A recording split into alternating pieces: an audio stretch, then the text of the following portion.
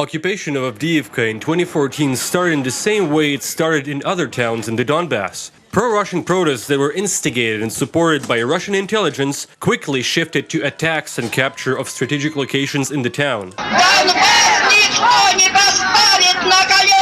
Next event, according to Russian plan, independence referendum on May 11th that was controlled by Russian armed forces. The referendum in Avdiivka was a success, thanks in no small part to Russian propaganda. Some wanted Donbas to be annexed by Russia, as Crimea was, but that plan never came to fruition. The occupied Avdiivka became part of the front line because of its strategic importance for both the Ukrainian army and Russian-backed forces. This industrial town had one of the biggest coke plants in Europe, and the town itself is just a few kilometers away from occupied Donetsk.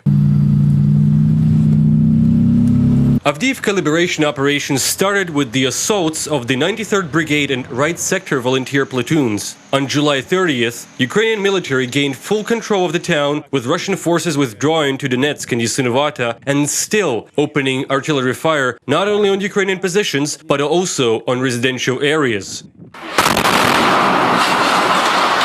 In spring 2016, Avdiivka Industrial District was ill-known around the world. Urban fighting for every inch of the land lasted here until militants were finally pushed out completely.